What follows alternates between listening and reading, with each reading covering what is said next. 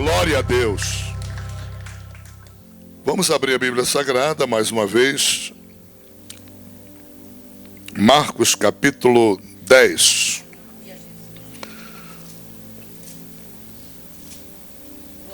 Aleluia. Trago-lhes uma palavra nesta manhã sobre o tema escuridão espiritual.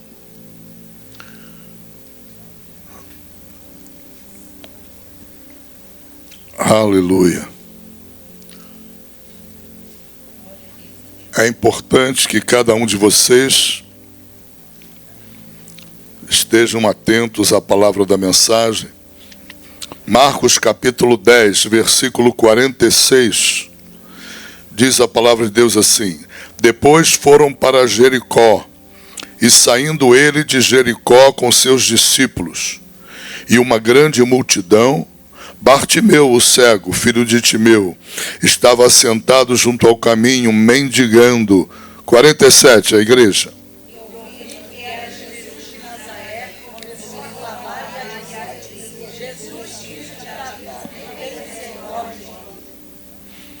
E muitos o repreendiam para que se calasse, mas ele clamava cada vez mais, dizendo: Filho de Davi, tem misericórdia de mim. 49. Jesus parando disse: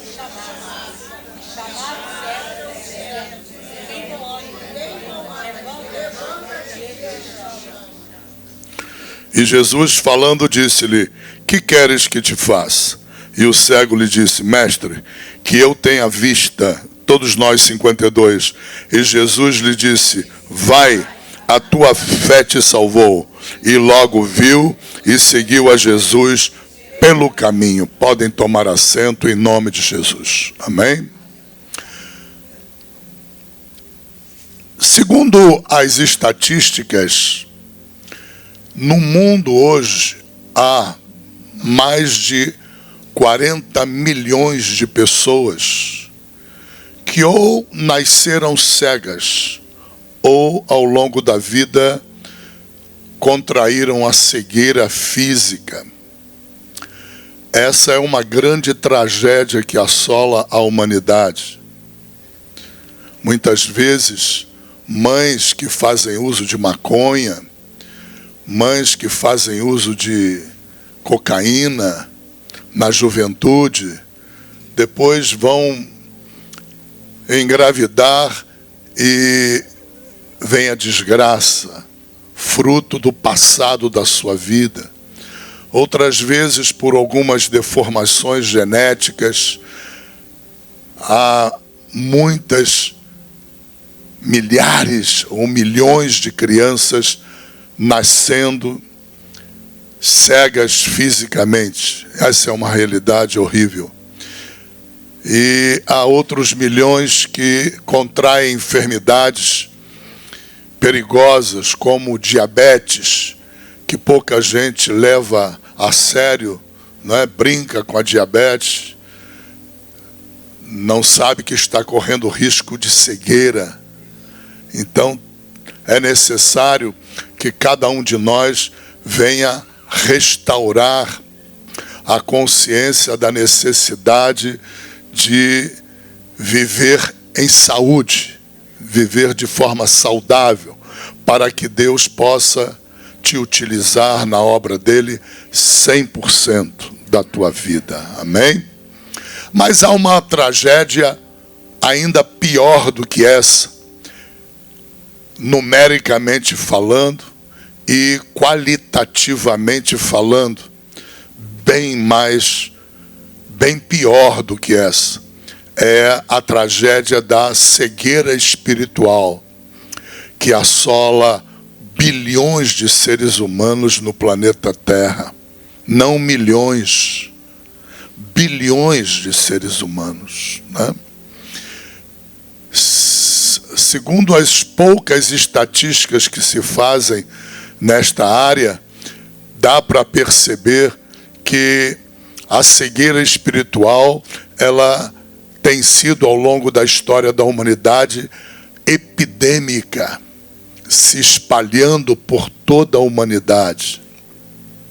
E é sobre esse tema que Deus quer tratar hoje com vocês, se baseando na palavra de Jesus em Bartimeu, filho de Timeu, que estava ali cego, mendigando o pão, mendigando alguns centavos, algum dinheiro, mendigando para a própria sobrevivência ao longo de anos a fio. Mas uma das coisas que mais me chama a atenção toda vez que eu estudo esse texto foi o senso de oportunidade de Bartimeu. Bartimeu, não sei se conscientemente ou não tenho certeza, a Bíblia não dá direção para a gente descobrir, ele teve um senso de oportunidade, ele teve e foi movido por um sentimento de urgência da hora. Jesus estava saindo de Jericó. Jericó era uma terra amaldiçoada. Jericó recebeu a presença de Jesus e Jesus nunca mais voltaria para Jericó. Bartimeu talvez não tenha tido a oportunidade de percebê-lo em Jericó, quando da estada dele em Jericó.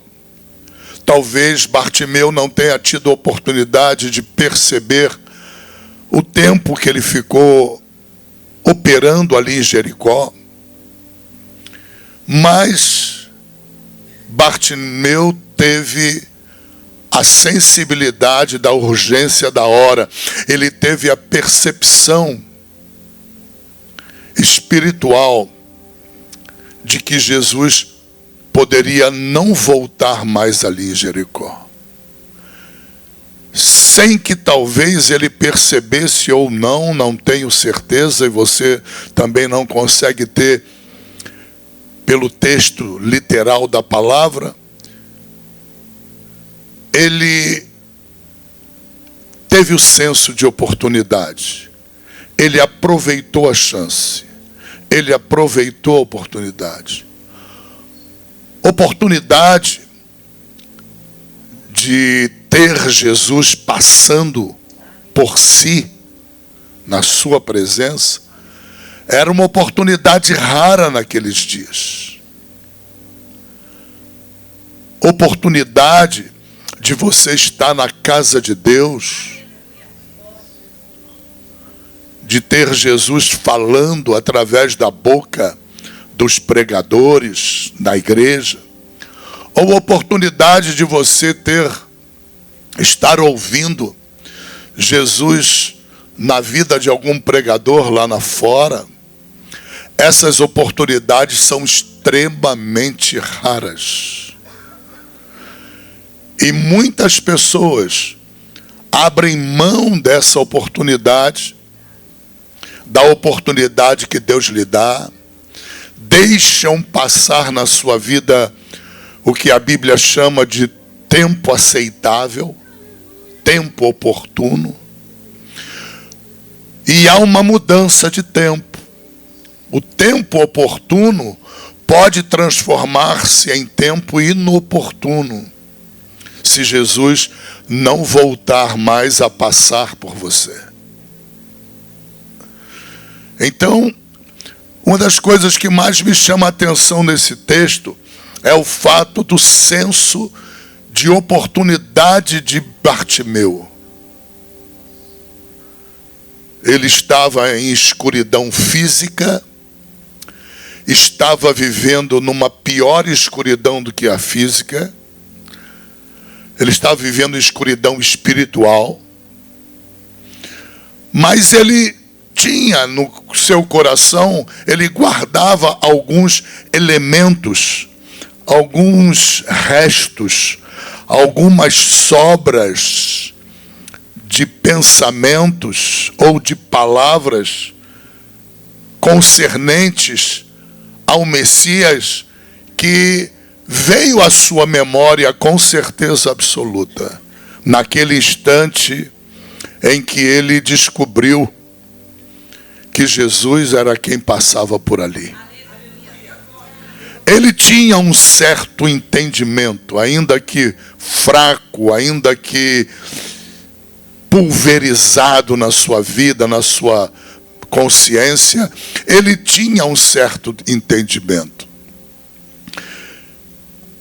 E ele usou aquilo que nós pregamos aqui na igreja, eu e vocês, obreiros, pregamos quase sempre a respeito da medida de fé que Deus dá a cada um.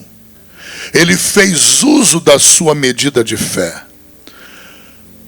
A sua medida de fé dada por Deus fez com que ele percebesse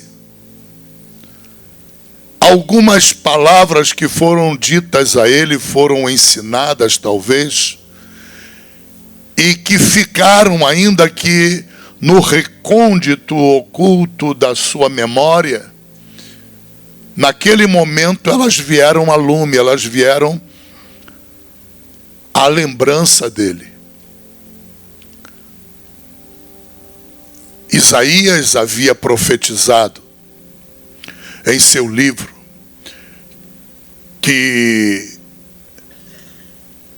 da descendência de Abraão e da descendência de Davi viria o Messias. Não só Isaías profetizou, mas mais especificamente o profeta Samuel, no segundo livro de Samuel, ele diante de Davi, ele profetiza para Davi que da descendência dele viria um rei perpétuo. Ele estava falando de Cristo, sem ter consciência, mas falando do Messias. Não é à toa que Deus registra esta passagem na Bíblia. Entre outras razões, uma das razões principais de Deus, observem que em Mateus havia 2 cegos. E os 2 clamam do mesmo modo. Não foi uma peculiaridade só de Bartimeu. O outro também clamou do mesmo modo, dizendo que Jesus, filho de Davi. Essa expressão filho de Davi era na boca de um judeu o reconhecimento de que Jesus era o Messias. O Messias prometido. Aquele que Isaías mencionou como conselheiro, Deus forte, Pai da eternidade, príncipe da paz, etc. Ou seja, esses 2 cegos, Bartimeu e seu amigo, que a Bíblia não menciona o nome do outro, ambos clamaram a Jesus. Ambos clamaram ao Messias. Ambos reconheceram Jesus como Messias. Os escribas não o reconheciam. Nenhuma liderança judaica reconhecia. Os fariseus, em sua casta, não reconhecia. Os príncipes das sinagogas não reconheciam. Mas um mendigo, cego, escravizado por aquela cegueira física, escravizado na pobreza, na miséria. Não faz barulho agora, não. Escravizado nesse momento, entenda em nome de Jesus Cristo, uma pessoa vulnerável, porque alguém que é cego é vulnerável. Alguém que está na pobreza é uma pessoa vulnerável. Ele era vulnerável, ele era pobre, ele era vítima da pobreza, da miséria, e era cego. Olha o amontoado de tragédias na vida de uma pessoa. Aleluia. E esses dois cegos reconheceram o Messias.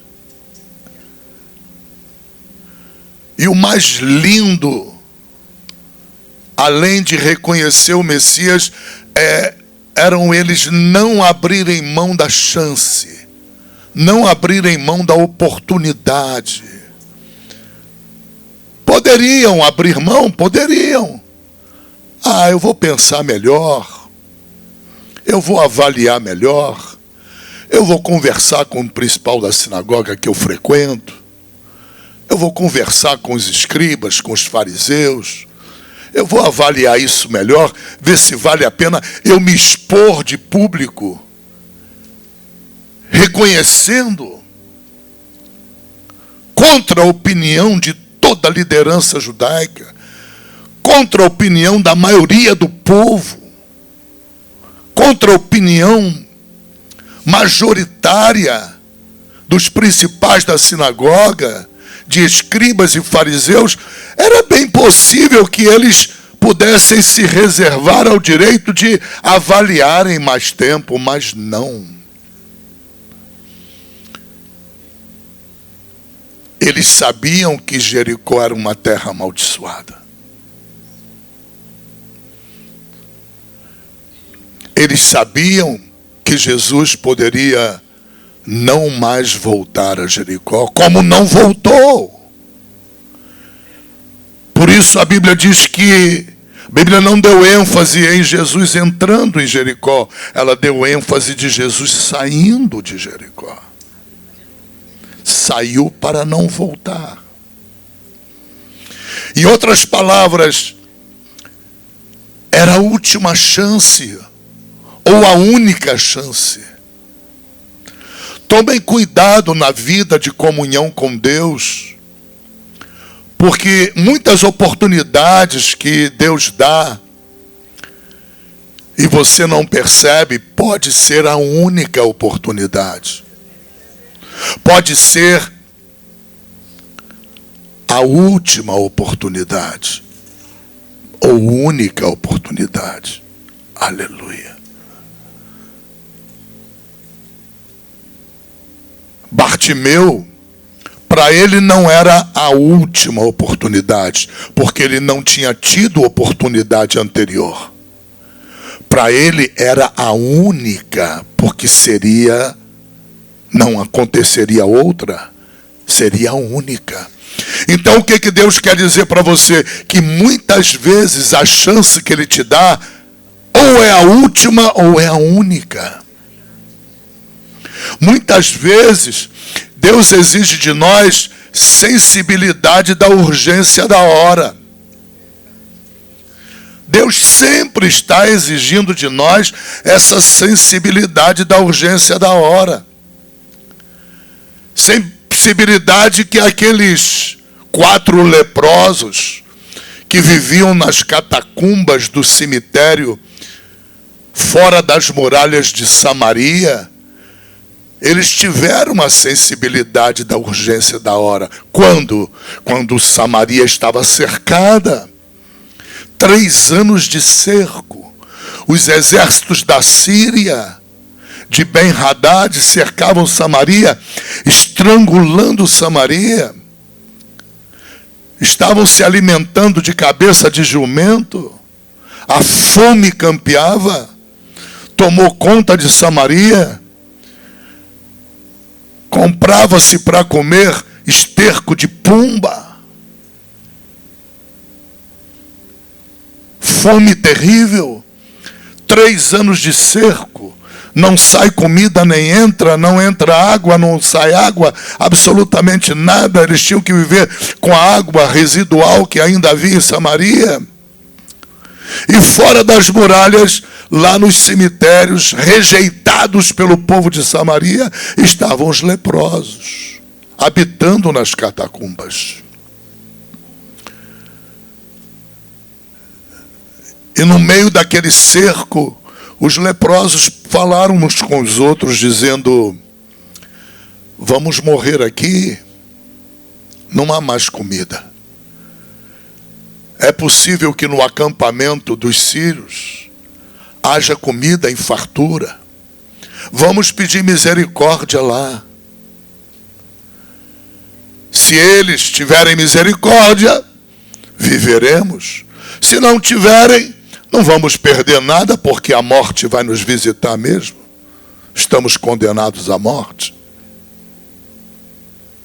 E eles foram. No que eles foram, Deus interveio. De tal maneira que os passos, o barulho dos passos deles 4, caminhando em direção aos acampamentos dos exércitos da Síria, Deus amplificou o barulho daqueles passos. O que deu a entender aos sírios que seria os exércitos do Egito que estavam vindo em socorro de Samaria. Deus amplificou o som dos passos e fugiram, largaram tudo para trás, foram tomados de pânico, de desespero. E lá chegaram no acampamento os 4 leprosos, fartura de comida para todo lado, roupas de seda.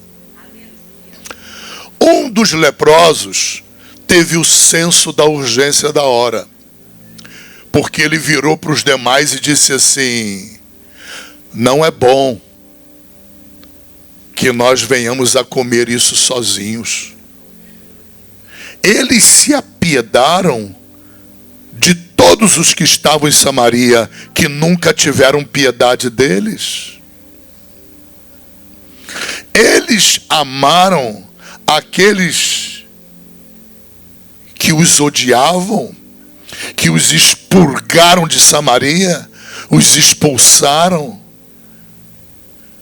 E todos os outros 3 concordaram com aquele primeiro.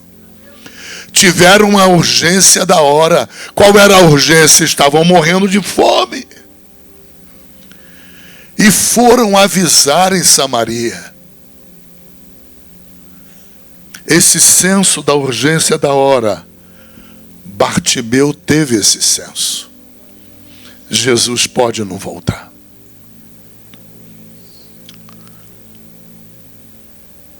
Isso é terra amaldiçoada. E Jesus nunca mais voltou. Não seria para Bartimeu a última chance, seria a única. Cuidado, muito cuidado, porque ser cristão não é algo fácil. Não demanda um trabalho fácil. Demanda um trabalho extremamente árduo, cansativo, que nos leva muitas vezes à exaustão. Trabalho difícil.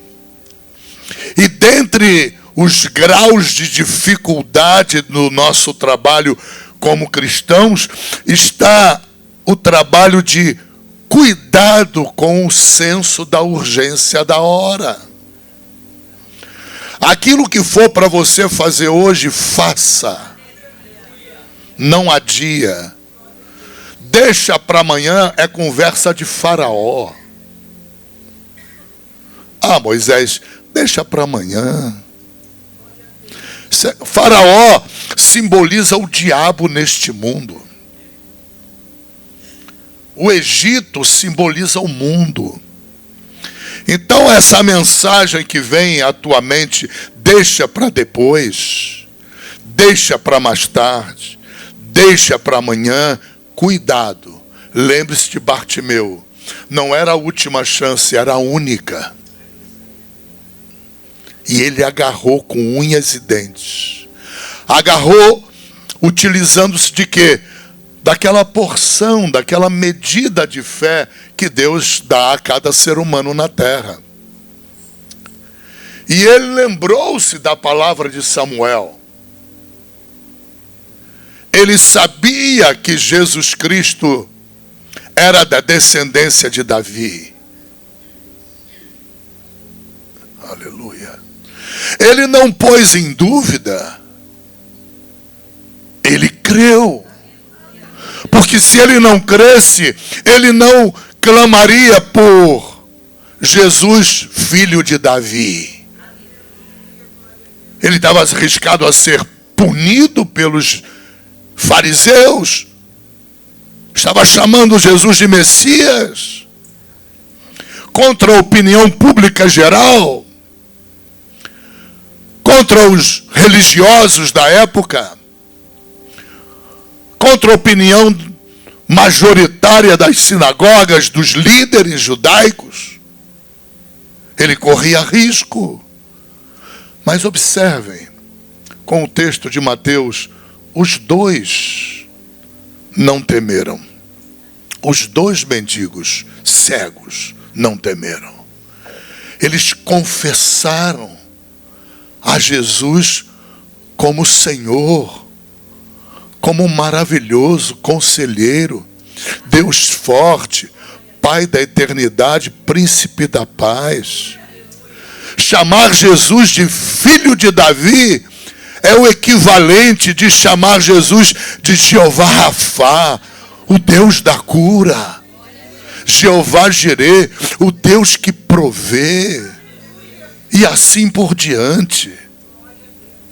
Jeová Chamar, o Deus que presente está. E assim por diante. E ele bradou.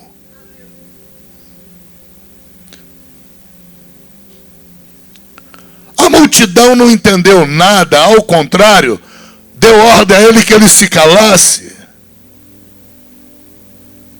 Ele tinha tido discernimento, mesmo sendo cego do ponto de vista físico e tendo vivido sua vida numa escuridão espiritual, ele teve um vislumbre de luz, houve um lance de luz na sua mente, na sua consciência. Mas a multidão continuou em trevas. A escuridão que ele vivia era a escuridão que a multidão vivia. Aleluia.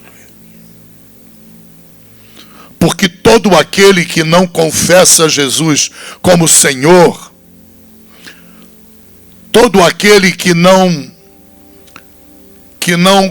crê no seu coração que ele ressuscitou dos mortos, morreu na cruz e ressuscitou para nos salvar dos nossos pecados, todos estão em trevas. Não importa a religião. Não importa se é católico, se é evangélico, se é espírita. A Bíblia diz que todos pecaram e destituídos foram da presença de Deus por não crerem. A Bíblia diz que todos aqueles que não confessam a Jesus como Senhor, não crê no seu coração que Ele morreu na cruz para nos salvar, que derramou seu sangue para nos salvar e que ressuscitou, se não crê, está em escuridão espiritual. Está morto em seus delitos e pecados. Ele teve um relance de luz porque ele estava em escuridão espiritual. Ele aproveitou-se da sua medida de fé e bradou. Ele estava dizendo: ei, Jesus, tu és o Messias. A multidão cala. multidão teve repulsa daquilo, repreendeu ele. Jesus, tu é o Jeová Rafa, o Deus da cura.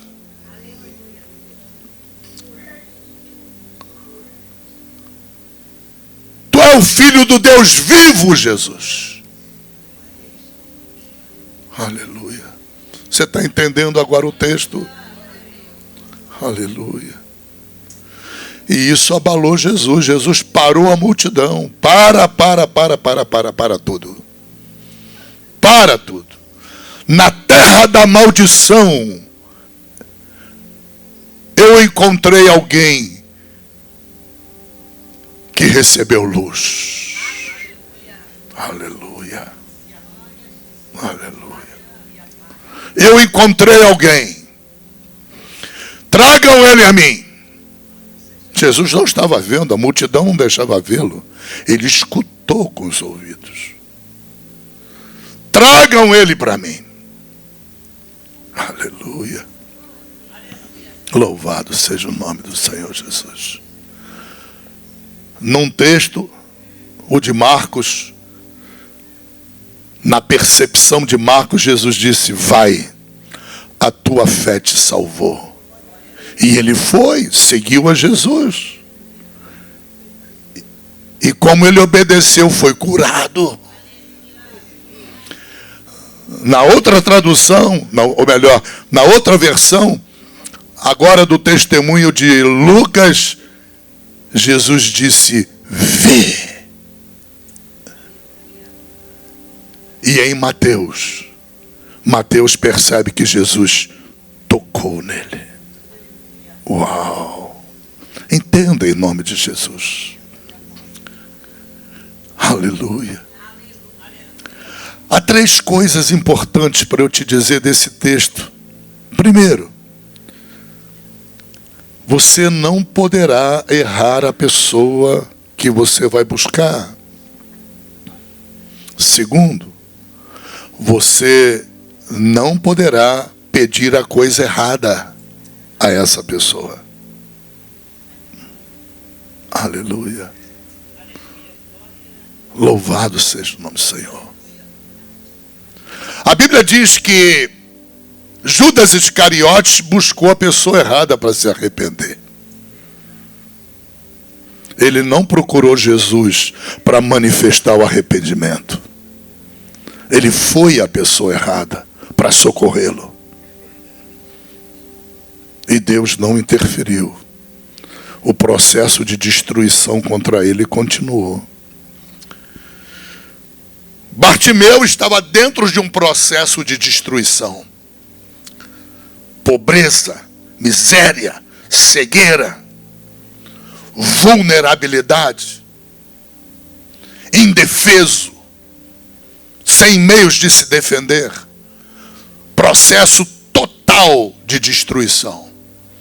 Mas o processo de destruição, que não foi interrompido com Judas, foi interrompido com Bartimeu. Por quê? Porque ele procurou a pessoa certa.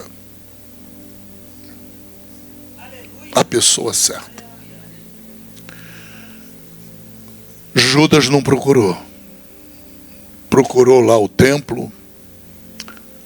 Procurou quem não tinha unção, quem não tinha poder para resolver o problema dele. Não procurou a Cristo. E o processo de destruição continuou até destruí-lo totalmente. E Deus não interferiu. Portanto, é muito importante você compreender. Na hora que você precisa tomar uma decisão, procure a pessoa certa. E procure fazer a coisa certa. Ele não só procurou Jesus, que era a pessoa certa para o seu problema. Ele procurou a misericórdia de Jesus. Ele estava procurando o perdão dos seus pecados. Jesus não teria outra opção. É como se ele estivesse lutando com Jesus. Lembram de Jacó? Lutando com o anjo? Então é como se ele estivesse lutando com Jesus. E ele dá um mata-leão em Jesus. E Jesus não tem alternativa. Eu estou aqui teatralizando a palavra.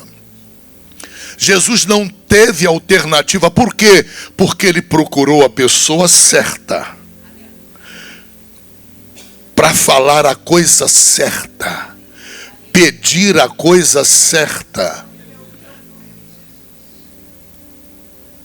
Quando ele diz: tem misericórdia de mim, filho de Davi, ele pede misericórdia. Ele está pedindo misericórdia por causa de quê? Porque ele está confessando a Jesus os seus pecados.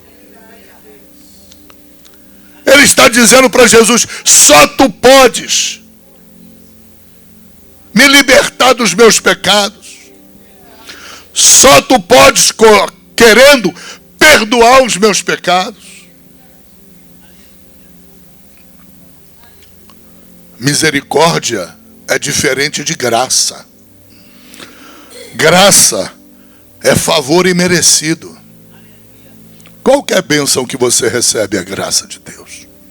Agora, misericórdia não. Misericórdia significa que eu mereço ser condenado. Ai dele se ele pede justiça. Dá para entender? É só mudar a palavra. Errar e pedir: Jesus, eu quero pedir justiça. Ele seria morto. Jesus ia passar reto. A justiça vai ser feita. O que tu merece, você vai ter. Pediu a coisa certa. Ele pediu misericórdia. Ele estava pedindo, primeiro reconhecendo sua condição de viver na escuridão espiritual, sua condição de pecador, e pedindo misericórdia, pedindo perdão dos seus pecados. Travou, mata-leão. Jesus, para tudo. Para tudo. E a terceira coisa importante, eu vou repetir para você. Você precisa procurar a pessoa certa. Eu preciso procurar a pessoa certa. Pedindo a coisa certa. Seja específico quando você orar com Deus. Não saia igual uma metralhadora giratória dando tiro para todo lado. Seja específico naquilo que você quer de Deus. Depois você usa a metralhadora. Crente é viciado em usar a metralhadora. A oração do crente parece uma metralhadora assim. Atira para todo lado. Não tem problema nenhum não. O que abunda não prejudica. Mas naquilo que você precisa, seja específico. Gaste tempo com Deus no específico, no particular. Terceiro, muito importante. Procure a pessoa certa, falando a coisa certa, no tempo certo. No tempo certo.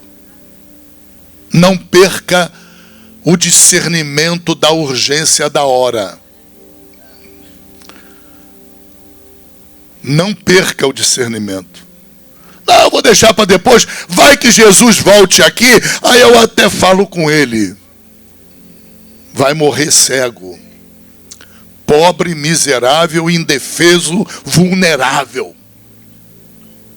O tempo é muito importante. Vocês lembram de alguém no livro de Atos dos Apóstolos que estava diante da pessoa certa, ouvindo a coisa certa, mas não tinha discernimento da urgência da hora e respondeu: olha, faz o seguinte, vamos combinar o seguinte, depois nós tratamos disso, pode se retirar, deixa para mais tarde. E esse mais tarde nunca mais aconteceu na vida dele. Livro de Atos dos Apóstolos, lembram? Governador Félix. Ele estava diante da pessoa certa, o maior pregador de todos os tempos, abaixo de Cristo, Paulo. Paulo estava ministrando para ele a palavra da salvação. Aquela não seria a última chance do governador, seria a única. E ele não percebeu.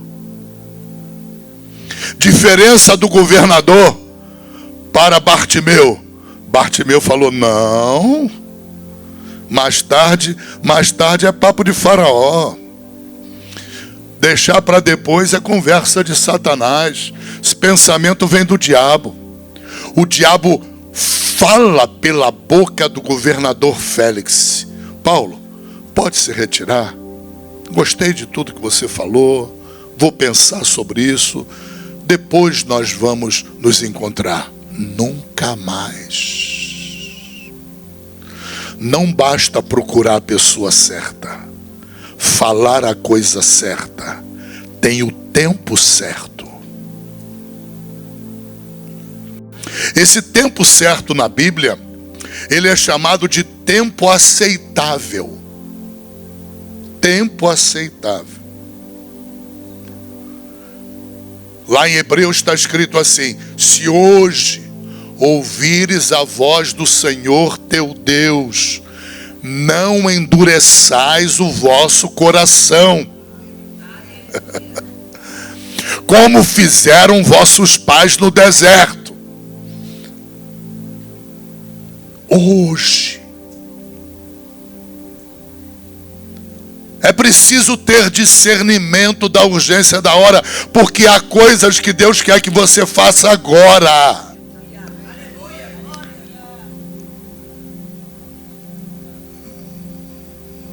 Deus está enxergando coisas que você não está enxergando. Deus está vendo ataques virem contra você que você não tem a mínima capacidade de percepção. Enfiaram na tua cabeça ao longo dos anos de crente que o diabo está lá no inferno. O diabo nunca foi no inferno.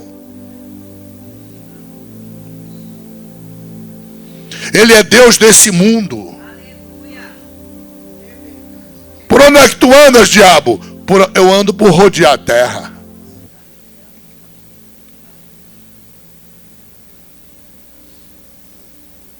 Cuidado com a religião. Ela te impõe um monte de crendice que você acaba crendo, aí perde a noção de que o diabo está mais próximo de você que você imagina. 2 Coríntios, capítulo 4, versículo 4 diz que o Deus desse mundo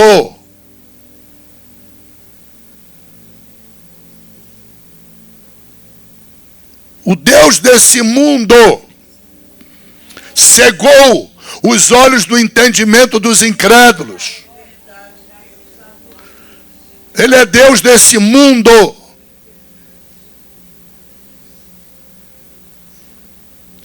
Ah, mas por que Jesus não mata o diabo? Vai matar, pastor, ou não vai matar? Não, não vai matar não. Apocalipse capítulo 20, versículo 10, diz que Jesus vai lançá-lo no lago de fogo e enxofre. Não diz que vai matá-lo. E diz, para todo sempre. Para todo sempre. Ele vai sair da terra direto para o tribunal de Deus.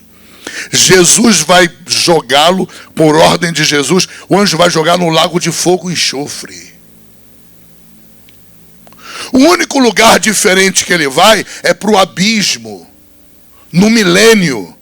A Bíblia diz que o diabo é tão fraco que Deus não precisa usar 2 anjos, não. Nem uma multidão de anjos. Deus vai usar um anjo. Vai pegá-lo e trancafiá-lo no abismo. O diabo está na terra, operante, cegando os olhos do entendimento das pessoas. Os demônios estão aqui operando para tornar as pessoas desorientadas, imergir as pessoas num vale de escuridão espiritual. Aleluia.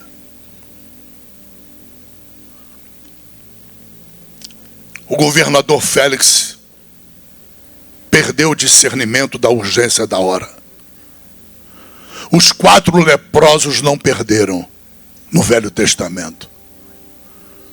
Bartimeu não perdeu. Judas errou com relação à pessoa que ele devia buscar para se arrepender. Então, cuidado com essas 3 colunas que emergem dos textos do cego de Jericó. Primeira, procure a pessoa certa, não erre a pessoa. O que é para falar com o Espírito Santo, fala com o Espírito Santo. O que é para você falar com Jesus, fala com Jesus. O que é para você falar com o Pai, fala com o Pai. Não erra. Não mistura tudo num balaio de gato. Entende? Temos que ser precisos, como bisturi de um cirurgião. Temos que ser precisos no nosso pedido.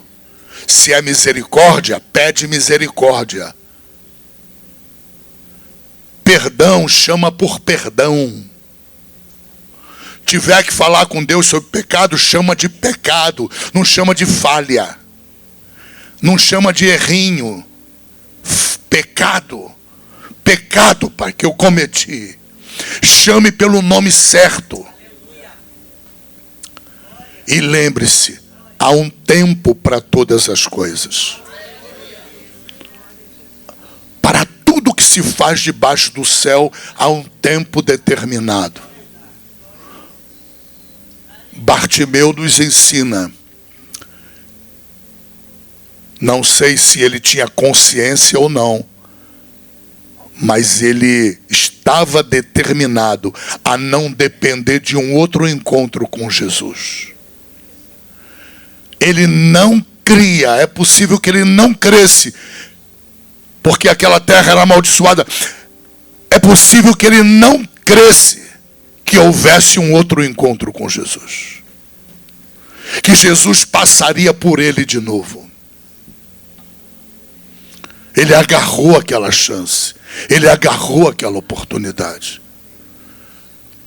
Deus me levantou hoje, nessa manhã, para dar a vocês discernimento, entendimento de como lidar com Deus. Como lidar? Jesus tocou, porque a Bíblia diz que ele tocou. Mas ele falou também: vai, a tua fé te salvou. Quem salvou Bartimeu não foi a bondade dele. Quem salvou ele não foi a compaixão de Jesus, pura e simplesmente por ele ser cego.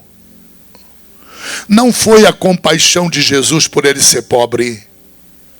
Imagina quantos cegos havia naquela terra amaldiçoada. Imagina quantos pobres, miseráveis, vivendo na miséria havia ali. Não foi isso. O próprio Jesus, quando Maria quebra o vaso de alabastro e derrama sobre ele, Jesus diz: quando Judas Iscariotes, mas podia vender e dar para os pobres vocês sempre terão convosco. Nunca vai faltar pobre na terra. Porque essa é a vontade de Deus? Nunca foi. Nunca foi a vontade de Deus. É porque a miséria e a pobreza é uma das consequências do pecado. Aleluia. Entenda em nome de Jesus Cristo. Então, tome esse discernimento para lidar com o Pai, com o Filho e com o Espírito Santo, lidarem com a palavra de Deus. Em nome de Jesus. Tá bom? Fiquem de pé em nome de Jesus. Alguém entre nós está em escuridão, quer sair da escuridão para a luz? Levanta o braço. Pastor, eu quero sair da escuridão espiritual para a luz. Não há ninguém. Então Deus quis falar realmente como Ele falou. Aleluia. Desse jeito com vocês e comigo. A palavra é para mim também. Amém? Tem ninguém que escape dessa palavra não. Pai, eu te dou graças, Senhor, por essa palavra bendita. Toma, Senhor, essa mensagem em nossos corações. Grava, Senhor, na tábua dos nossos corações, para nós não pecarmos contra Ti, Pai. Em nome de Jesus. Fortalece Teus filhos no conhecimento. Fortalece Teus filhos no discernimento de como lidar contigo, Pai. Como lidar com o Teu Espírito, para que nós não venhamos a entristecer o Teu Espírito. Para que nós não venhamos a enterrar as oportunidades que o Senhor nos dá, Senhor. Por causa da nossa preguiça, por causa da nossa comodidade, porque não queremos nos incomodar. Não permita, Senhor, em nome de Jesus Cristo. Nos dá discernimento, meu Pai, do Teu Espírito, da Tua palavra, do modo como lidar com o Senhor. A Tua palavra diz que é extremamente necessário o discernimento da oportunidade, do tempo, Senhor. A Tua palavra diz que muitas pessoas, por serem constantemente advertidas, elas estão condenadas a perecerem, Pai. Muitos perecem, não é por falta de advertência, não é por falta de o Senhor, por inúmeras vezes adverti-las, não, é por coração endurecido, Pai. As pessoas endurecem o coração a tal ponto que a única coisa que sobra, elas serem engolidas, engolfadas pelas trevas, Pai. Em nome de Jesus, nos livra disso, Pai. Nos dá inteligência, sabedoria espirituais, Pai. Nos dá o discernimento espiritual para discernirmos o tempo na nossa vida. Não deixa que o tempo mude, Senhor, e nós não venhamos a perceber, Pai. Não deixa que as estações mudem e nós não venhamos a perceber. Oh, meu Pai. Tu disseste para Jeremias, Jeremias, o que é que tu vês? Eu vejo uma vara de amendoeira. Então tu viste bem. Tu não viste flor. Tu não viste folha. Tu não viste fruto, porque é inverno. Mas eu vim aqui para te dizer que a estação vai mudar, Jeremias. Agora é primavera, Jeremias. É primavera, chegou na tua vida, Jeremias. O inverno acabou, a estação mudou. Oh, meu Deus. Tu está dizendo para a tua igreja, o que é que tu vê? Eu estou vendo uma igrejinha ralada, difícil. Uma obra difícil. Eu estou vendo uma vara de amendoeira. Mas a notícia boa de Deus para você, igreja, para você, membro e obreiro nesse lugar, Não se entristeça por causa da vara de amendoeira. É necessário porque é inverno. Mas a primavera está chegando. A estação das flores. As flores vão ser colocadas na amendoeira. As folhas estarão na amendoeira.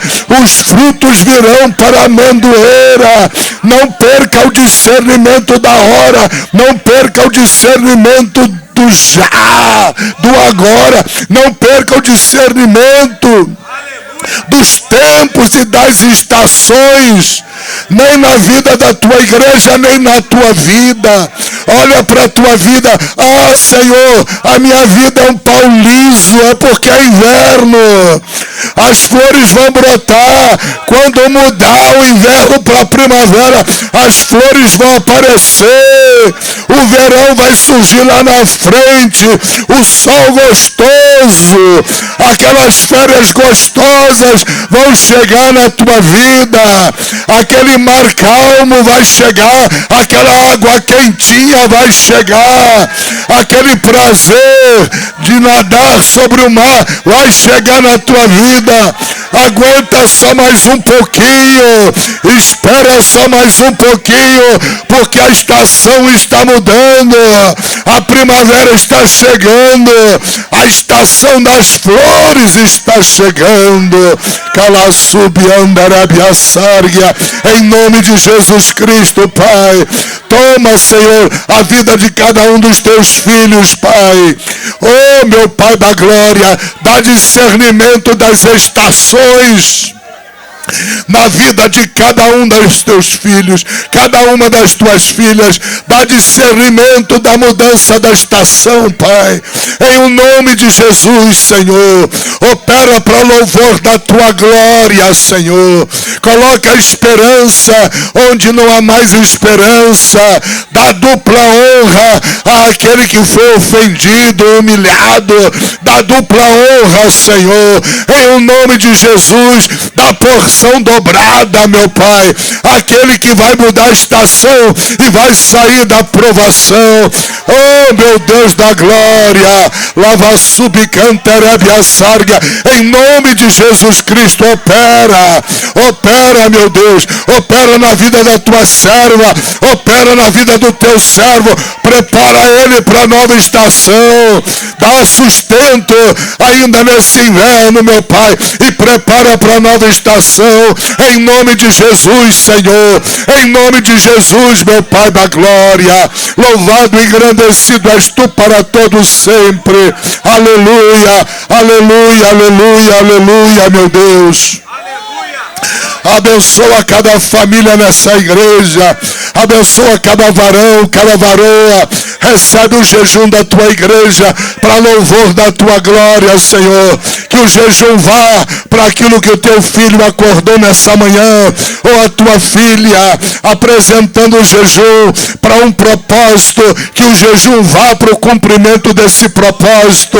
E esse propósito se cumpra na vida do teu servo, na vida da tua serva, na vida dessa igreja. Assim eu vos abençoo, em nome de Jesus, em nome de Jesus, em nome de Jesus. Deus, toma nossos dízimos e ofertas, Pai. Multiplica, Pai.